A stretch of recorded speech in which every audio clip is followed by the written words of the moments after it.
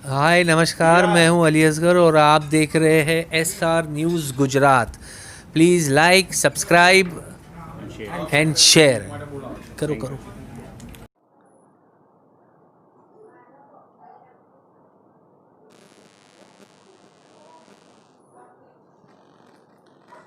औज़ु बिल्लाहि मिनश्शैतानिर्रजीम बिस्मिल्लाहिर्रहमानिर्रहीम।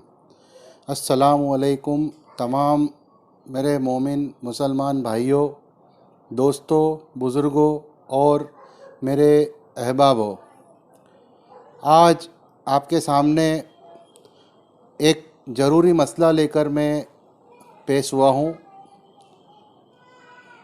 हालात के मद्देनज़र सारी बातें कहीं इधर से कहीं उधर से काफ़ी लोगों के फ़ोन भी आ रहे हैं और कुछ लोग उलझन में हैं, पसोपेश में हैं। मामला ये है कि ईद उल अज़हा, जिसे हम बकरा ईद के तौर पे मनाते हैं, उसके मुतालिक कोरोना के इस एपिडेमिक और पेंडेमिक हालात में हुकूमत के तरफ से हमें क्या इख्तियारात हासिल हुए हैं, उस वजह से काफ़ी लोग पसोपेश में हैं। तो मैं चंद बातों के ऊपर आपकी तवज्जो चाहूँगा कि हुकूमत ने आपको और हमें किसी भी तरह की मुमानियत नहीं की है। ये पहली बात है। कुर्बानी करने की या नमाज ईद उल अज़हा का खुतबा करने की या ईद उल अज़हा की नमाज़ पढ़ने की किसी तरह से कोई मुमानियत नहीं है, लेकिन उसका जो मसला है वो इस कोरोना के माहौल में हमें ये सब देखना पड़ेगा कि सोशल डिस्टेंस को किस तरह से मेंटेन किया जाए और जो हालात अभी जो चल रहे हैं उस हालात के मद्देनज़र हमें हुकूमत को ताउन करके किस तरह से अपना काम किया जाए। ईद भी मनाई जाए, हर त्यौहार मनाया जाए। गवर्नमेंट ने या हुकूमत ने किसी तरह की किसी से मुमानियत नहीं की है, लेकिन उसके तरीके से होना चाहिए।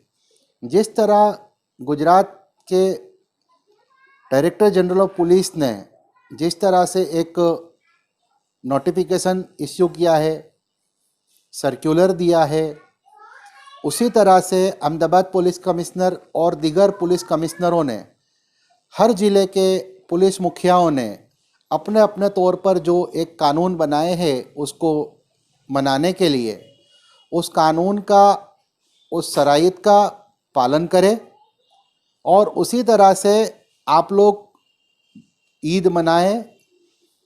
जिस तरह हम हर साल ईद मनाते थे या ईद मनाते आए हैं, इस साल वो हालात नहीं है। आप खुद जानते हैं, आप खुद समझदार हैं कि हालात जो है अब हमारे बस में नहीं है। तो हम अपने तौर पर जितनी एहतियात रखेंगे इतनी तरह से इस बीमारी का हम मुकाबला कर पाएंगे।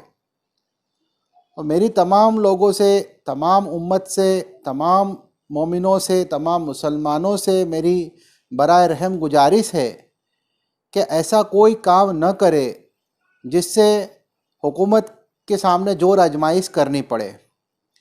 हम चाहते हैं कि बेहतरीन से बेहतरीन तरीके से ईद मनाई जाए, पुरखुलूस तरीके से ईद मनाई जाए और हुकूमत के जो कवानीन है उसका भी अमल किया जाए।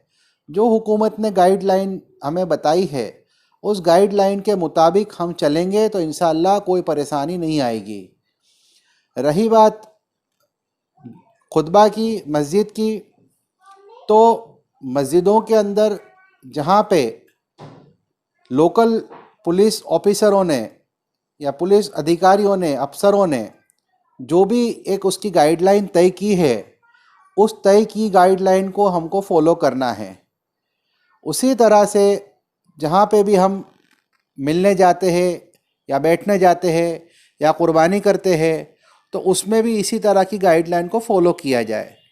मेरी तमाम से गुजारिश है, अपील है, मौदबाना अपील है कि हम लोग अगर बेहतरीन तरीके से ईद मनाएंगे किसी हुकूमत को किसी त्यौहार से किसी से परेशानी नहीं है, लेकिन हम ये है कि कायदे कानून का पालन करें।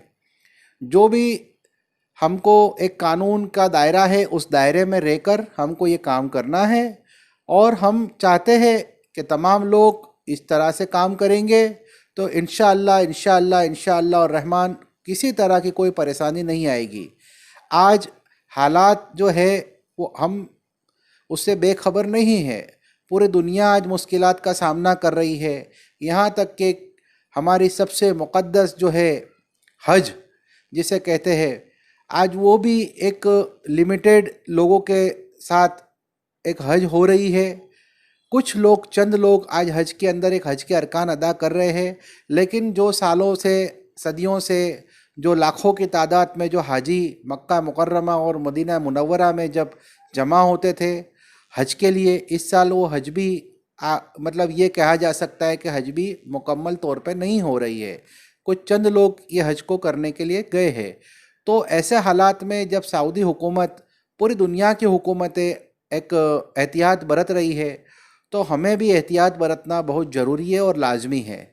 मैं आपसे फिर एक बार मौदबाना गुजारिश करता हूँ कि आप लोग हुकूमत के जो भी कवानीन हैं, जो भी गाइडलाइन है, उसको फॉलो करें, और अपनी किसी भी तरह की जो गैर समझ है या जो भी आपके जहन में बदगुमानियाँ हैं वो बदगुमानियों से दूर रहे। मेरी ये मुखलिस आपसे मोहब्बाना तौर पे गुजारिश है। अस्सलामु अलैकुम।